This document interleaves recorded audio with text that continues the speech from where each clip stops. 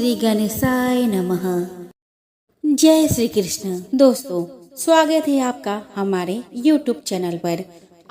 आपको सुनाने वाली हूँ संपूर्ण गर्भ गीता। इस गीता में श्री कृष्ण अपने प्रिय भक्त अर्जुन के प्रश्नों के उत्तर देते हैं। गर्भ गीता में भगवान श्री कृष्ण अर्जुन को कर्म से बने जन्मों की व्याख्या करते हैं। वे बताते हैं कि किस प्रकार कौन से कर्म करने से आत्मा किस जन्मों को पाती है। गर्भ गीता वेद पुराणों की तुलना में भिन्न माना जाता है। गर्भ गीता में बताया गया है कि जरुदीक्ष क्या होता है, हरि ओम का क्या अर्थ है और जगन्नाथ कौन है। इस गीता में बताया गया है कि कैसे मनुष्य आत्मज्ञान को प्राप्त करता है, मोक्ष या मुक्ति प्राप्त करता है। गर्भवती महिलाओं को गर्भ गीता का पाठ सर्वोत्तम बताया गया है। इस गीता में श्री कृष्ण और अर्जुन का संवाद प्रस्तुत है। इस गीता में यह भी कहा गया है कि क्यों किसी की पत्नी जवानी में ही क्यों मर जाती है और क्यों पिता के पहले पुत्र मृत्यु को प्राप्त हो जाता है। इन सभी प्रश्नों के उत्तर इस गर्भ गीता में विवरण किया गया है। तो चलिए श्रवण करते हैं।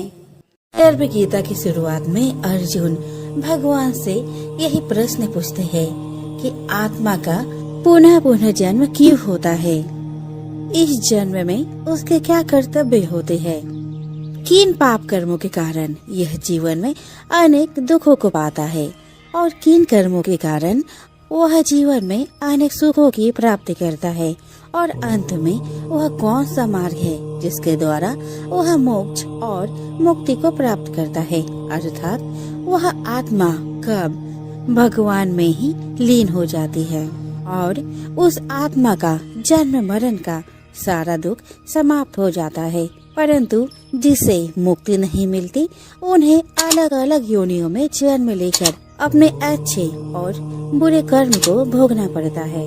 अर्जुन कहते हैं, हे भगवान, कृपया बताएं कि जीव जब गर्भ में आता है तो वह किस पूर्व कर्म के कारण आता है। हे मधुसूदन, प्राणी जन्म के पूर्व गर्भावस्थ को कष्ट भोगता है और जन्म लेते समय भी असहाय कष्ट पाता है। इसके उपरांत वह संसार में रहकर रोग पीड़ा भोगता है, उसे बुढ़ापा आता है, प्राणी की मृत्यु भी होती है। अस्तु प्रभु जी, कृपया यह बताएं कि वे कौन से कर्म हैं जो प्राणी को जन्म मरण से रहित बनाते हैं। श्री कृष्ण कहते हैं, हे अर्जुन, जन्म मरण का बंधन उन प्राणियों की नियति है जो संसार में लिप्त रहते हैं।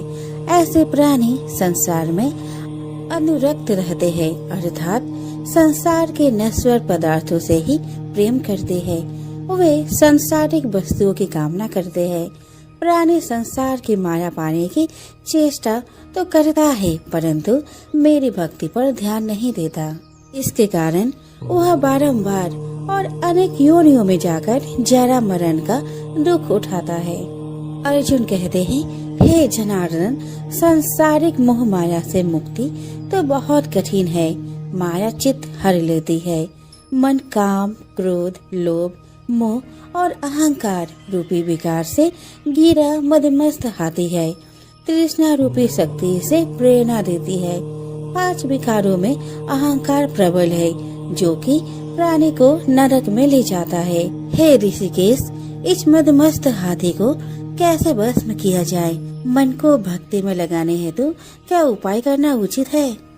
श्री कृष्ण कहते हैं, हे धनंजय, जैसे मदमस्त हाथी को भस्म करने के लिए अंकुश की आवश्यकता होती है, उसी प्रकार मन को वश में करने के लिए अभ्यास द्वारा ज्ञान प्राप्त करना आवश्यक होता है।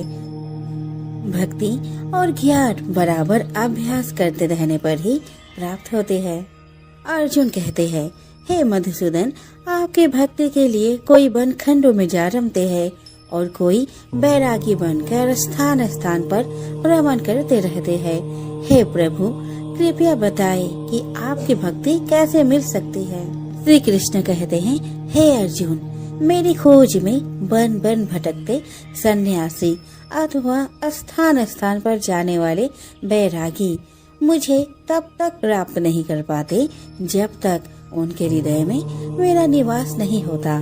तब अथवा वैराग्य का तो मेरी भक्ति पाने में बाधा डालता है। जटा धारण करने वाले अर्थात भस्म लगाकर बैरागी बनने मात्र से जीव मेरी कृपा का पात्र नहीं बन पाता। अहंकारी को तो मेरा दर्शन सुलभ ही नहीं होता। मैं शुद्ध हृदय वाले सतत अभ्यासी ऐसे जीव को मिलता हूँ जो काम, क्रोध, मोह, ममता और अहंकार से परे है। अर्जुन कहते हैं, हे माधव, प्राणी पंच विकार जनित प्रवृत्ति के कारण लौकिक जीवन नष्ट कर लेता है। हे मुरारी, कृपया बताए कि वह कौन सा पाप है जिसके कारण किसी व्यक्ति की स्त्री असमय मर जाती है। किन पापों के फल स्वरूप अल्पवायु में पुत्र मर जाता है। कौन से पाप के कारण व्यक्ति वीर्यहीन हो जाता है। कृष्ण कहते हैं, किसी का लिया हुआ ऋण नहीं चुकाने वाला पति पत्नी हानि का दुख उठाता है। उसी प्रकार किसी के धरोहर को न लौटाने वाले का पुत्र अल्पवायु में मर जाता है। किसी को सहयोग सहायता का आश्वासन देकर भी समय आने पर सहयोग न करने वाला वीरहीन होता है। यह सब भयंकर पाप है जो स्त्री पुरुष एकाकी भोगते हैं। अर्जुन कहते हैं, हे दयानिधि, किस पाप के फलस्वरूप प्राणी सतत रोगी रहता है और किसको कर्म के फलस्वरूप बोझा ढोने वाला जघन्य पशु बनता है। श्री कृष्ण कहते हैं, हे अर्जुन, कोई सौभाग्यकांक्षिणी कन्या को बेचने वाला सतत रोगी रहता है। अभक्ष्य भोजन और मादक द्रव्यों का सेवन करने वाला अधम योनि में जन्म लेता है। झूठी गवाही देने वाला भोजन बनाकर पंच कवल कर स्वयं भोजन करने वाला बिल्ली और सूकर की योनि प्राप्त करता है। अर्जुन कहते हैं, हे प्रभु, इस संसार में जिनको आपने धन धान्य दिया है और उत्तम साधन दिए हैं, तो उनका पुण्य क्या था। श्री कृष्ण कहते हैं, उत्तम रीति से सुयोग्य पात्र को स्वर्ण आदि दान करने वाला धन धान्य और वाहन आदि पाता है। सत्य सनातन वैदिक रीति से सुयोग्य वर को विधि पूर्वक कन्या दान करने वाला उत्तम मानव योनि का अधिकारी बनाता है। अर्जुन कहते हैं, हे प्रभु, संसार में कोई तो सर्वांग सुंदर है और कोई कुरूप। सो श्रेष्ठ स्वास्थ्य और स्वरूपवान शरीर किन पुण्य से मिलता है। श्री कृष्ण कहते हैं, हे कौन्तेय, पुरुष का रूप स्वरूप नहीं गुण महत्वपूर्ण है। फिर भी आकर्षक देह संत विद्वानों की सेवा एवं निरंतर ज्ञान की आकांक्षा के फल स्वरूप मिलती है। अर्जुन कहते हैं, हे दयानिधि, प्राण, धन और सांसारिक सुखों से मोह क्यों रखता है।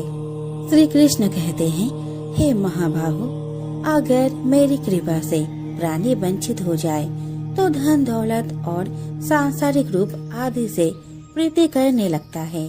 यह सब नाशवान है। विवेकी साधक को इससे दूर रहना चाहिए।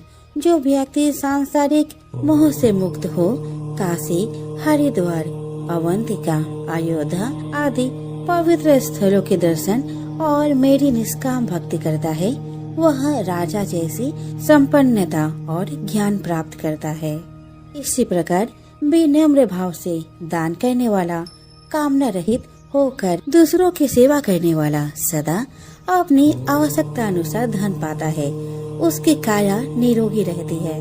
अर्जुन कहते हैं, हे प्रभु, प्राणी में रक्त विकार, खंड, वायु, अंधा अथवा पंगुता का कारण क्या है, बताने की कृपा करे। श्री कृष्ण कहते हैं, हे धनंजय, मेरी भक्ति से परे माया लेप नशे व्यसनों में रत रहने वाला, क्रोधी, रक्त विकार, आलस्य से डूबे, दरिद्र, सिर संयम रहित, खंड वायु जैसे रोग से ग्रस्त होते हैं। पतिव्रत धर्म का उल्लंघन करने वाली स्त्री और संयम रहित पति में पंगुता, ज्योतिहीनता आती है।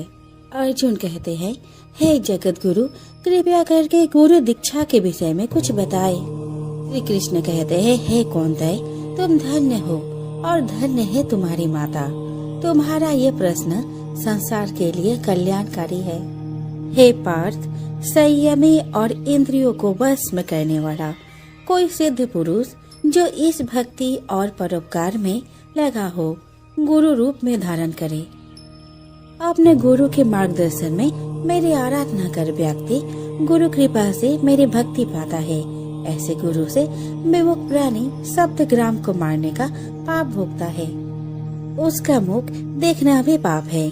जैसे मदिरा भांड से सटा गंगा जल अशुद्ध हो जाता है, उसी प्रकार गुरुद्रोही गृहस्थ साधक की साधना निष्फल रहती है। ऐसे व्यक्ति कुकर, सूकर, काक आदि योनियों को पाता है। वह अजगर के समान आलस्य में डूबा तिरस्कार पाता है। अतः गुरु आज्ञा पालक, साधनशील, व्यसन रहित जीवन व्यतीत करना चाहिए। हे धनंजय, गुरु दीक्षा बिना साधक का उद्धार नहीं होता है। मेरी भक्ति की इच्छा करने वाले को गुरु धारण करना उत्तम है। जैसे नदियों में गंगा, व्रतों में एकादशी और जीवों में मनुष्य तन श्रेष्ठ है, उसी प्रकार साधक की सिद्धियों में गुरु कृपा श्रेष्ठ है। गुरु सेवा का फल असम्यक यज्ञ से भी अधिक फलदायी है। प्रसंग है कि साधु, गृहस्थ, इंजीनियर, अध्यापक, डॉक्टर, वकील, राजनेता, वैज्ञानिक ये सभी बच्चे के रूप में अपनी माता से ही जन्म लेते हैं और उन्हीं की गोद में संस्कार पाते हैं। अतः यदि माताएं शुद्ध संस्कारी होंगी तो बच्चे भी शुद्ध संस्कार प्राप्त करते हुए बड़े होंगे। पत्नी का काम है कि वह विवेक पूर्वक घर परिवार को चलाए। इस प्रकार परिवार सुधार के संदर्भ में स्त्रियों का बड़ा ही दायित्व है। इसीलिए उनका आदर आवश्यक है। आदर तो एक छोटे सदस्य का भी होना चाहिए। फिर गृहिणी, जन्मदात्री और संस्कार दात्री का आदर करना अत्यंत आवश्यक है। वृद्धों का शरीर बल लूट जाता है, परिवार पर उनका शासन भी धीरे धीरे हट जाता है।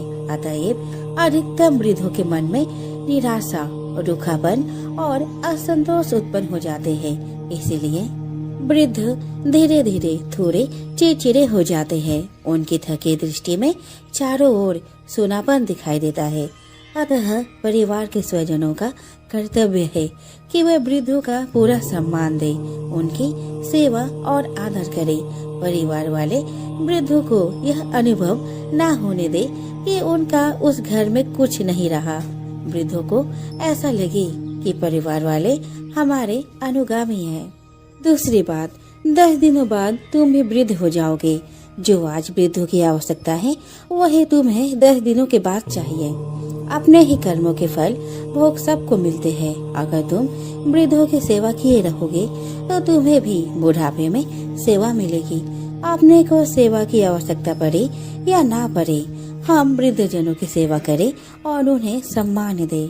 गृहस्थ और मठाधीशों का परम कर्तव्य है दरवाजे पर आए हुए अतिथि एवं अभ्यागत का यथा योग्य सत्कार करना। यह भारतीय नीति शास्त्र का नियम है। अभ्यागत गुरु के समान आदरणीय है। जहाँ अभ्यागत का आदर व सम्मान नहीं होता, वे परिवार तथा समाज उस जमीन की तरह उन्नतिहीन हो जाते हैं। अतिथि सत्कार से सुकीर्ति और संपत्ति बढ़ती है। जहाँ शाम को इकट्ठे होने पर अपने विचारों और बातों को एक दूसरे के सामने रखते, एक दूसरे के सामने पढ़ने पर गंभीर हो जाते हैं। एक साथ न भोजन करते और न बैठते हैं। समझ लो ऐसा परिवार एवं समाज का विघटन शीघ्र होने वाला है। परिवार एवं समाज के लोग जब शाम को इकट्ठे होते हैं तब वे यदि एक दूसरे से हंस हंस कर बातें करते हैं तो मालिक को अपने अपने कर्मों का लेखा जोखा देते तथा एक दूसरे को निश्चल होकर बताते हैं। तब यह निश्चित समझा जाता है कि इस परिवार एवं समाज के लक्षण शुभ है। कोई व्यापार घाटे में चले तो यह कोई व्यापार नहीं। व्यापार वही सफल है जिसमें मूलधन तो बना ही रहे किंतु मुनाफा में निरंतर वृद्धि होती जाए। अधिकतम लोगों का यह व्यापार घाटे में ही चलता है। अधेर अवस्था में जो कुछ प्रसन्नता शेष है वह सब भी बुढ़ापे में काफूर हो जाती है। इस प्रकार मानव जीवन रूपी व्यापार निरंतर घाटे में चलकर अंत में इसका दिवाला पिट जाता है। बहुत कामना, अहंकार, प्राणियों से द्वेष, बात बात में क्रोध एवं द्रोह, असहनशीलता, कुछ भी घाटा न उठाकर थोड़े थोड़े में मुकदमेबाजी आदि करके लोग अपनी जिंदगी को नर्क के जैसा बना लेते हैं। हंस हंस कर प्रसन्नता में जीने योग्य जीवन को ईर्ष्या, द्वेष, दुख, संताप में जल जल कर जीते हैं। सब भौतिक सुख सुविधाओं के पा जाने पर भी संसार के अधिकतम लोग निरंतर नरक में जीते हैं। ईर्ष्या, द्वेष, कलह, बेमनस्य, वेर, चिंता, मानसिक उलझन आदि से लोग निरंतर पीड़ित रहते हैं। मनुष्य के अंदर जितना स्वार्थ तीव्र होगा वह उतना ही राग द्वेष का शिकार होगा और ऐसा आदमी कभी शांत नहीं हो सकता। धन चाहे थोड़ा हो परंतु मन पवित्र हुए बिना जीवन में सुख नहीं मिलता।